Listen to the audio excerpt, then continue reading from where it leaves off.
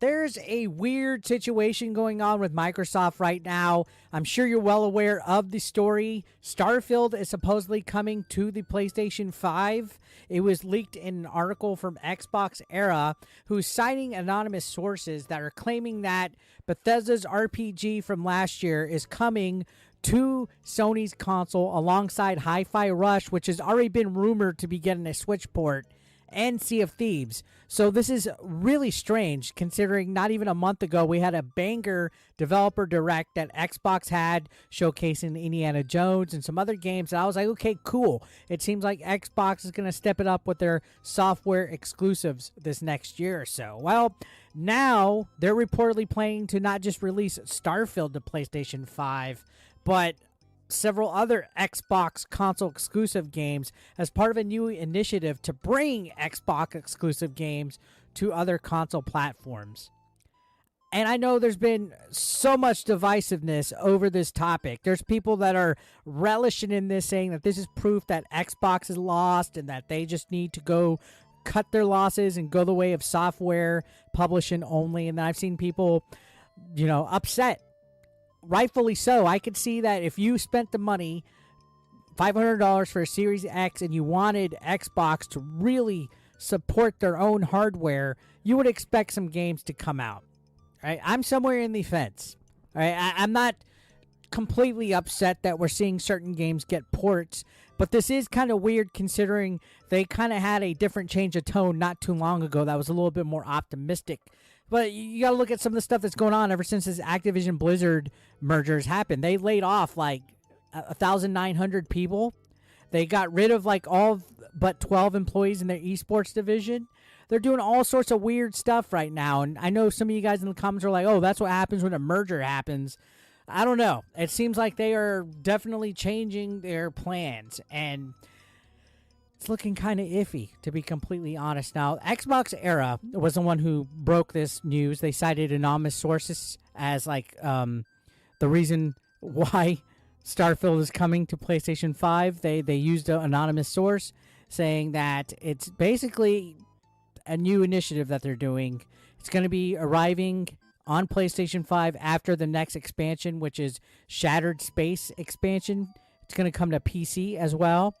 And now they're supposedly going to be sharing details of their new vision of the future of Xbox next week. Like, this is developing really fast. Phil Spencer made a statement just today saying, we're listening and we hear you. I'm going to just sit here and speculate what might be going on. I think that, in all honesty, it's a little bit of a, hey, you can't beat them, join them type of thing, which is unfortunate. Obviously, PlayStation 5 is light years ahead as far as console sales go, and even the Nintendo Switch. Xbox, bless their heart, right? I like my Xbox, to be honest. I play a lot of third-party and indie on the Xbox Series X through Game Pass, which I love the service. And I got excited about the possibilities when they started acquiring ZeniMax and Activision Blizzard. I'm like, oh, man, we're going to get a slew of titles for the library. But even then, a couple of years ago, I recall in one of my videos, they were really emphasizing the thought of the Xbox games anywhere, that you could play Xbox games on your PC, on your tablet, on your phone, on your console. There's even rumors of a little dongle, like, USB device that will be coming to your TVs to where you don't even need a console. You just need a controller. And you could even do casting with Xbox to play games. It seems like they've always wanted some kind of weird cloud-based ecosystem that allows games to be played on anything. It's almost like they gave up on just being exclusive console developers for quite some time. And I remember talking about this, that's what the Xbox ecosystem is. And it seems like this is that multi-platform approach that they're wanting to give. And I don't know. Now we're seeing the game that they just announced the other day, Indiana Jones, is potentially going to be a PS5 release as well, which is upsetting because that was going to be a big first-party Xbox title that could have been a potential game of the year, and now it's not. But yeah, Bethesda apparently is considering bringing Indiana Jones and the Great Circle to PS5 just a month after announcing it to Xbox and PC. And The Verge, which is one of these sources, made a statement. They said a new multi-platform approach for certain Xbox games is emerging inside Microsoft, we're told, with the company weighing up which titles will remain exclusive and others will appear on Switch and PS5 in the future. So take that with a grain of salt with whatever you have. Again, we won't really know what the future of this is until next week when they come in it. But we've seen other games like Elder Scrolls Online is still multi-platform. Minecraft is multi-platform. But I guess you could look at it like devil's advocate. Like, yeah, they already put their first-party games on PC, immediately. And with the Xbox sales not being that good compared to the PlayStation 5, which is significantly outweighing them, maybe it's possible that they're just like, you know what, we're missing out on a lot of potential sales of video games. This is money sitting on the table. Indiana Jones is going to be on the Xbox. It'll be exclusive, right? Starfield's an exclusive, right? But think of all the people that aren't playing this game or giving us money because it's on the Xbox only. I think that's an approach, and I guess it's a little bit of a glass half full type of thing. According to the Xbox Era Report, Microsoft senior leadership has debated pros and cons of this, releasing their exclusive software elsewhere. And I feel that, it's split. From what I understand, it's a little 50-50, and even Phil Spencer and Xbox themselves have said console exclusivity is a case-by-case basis.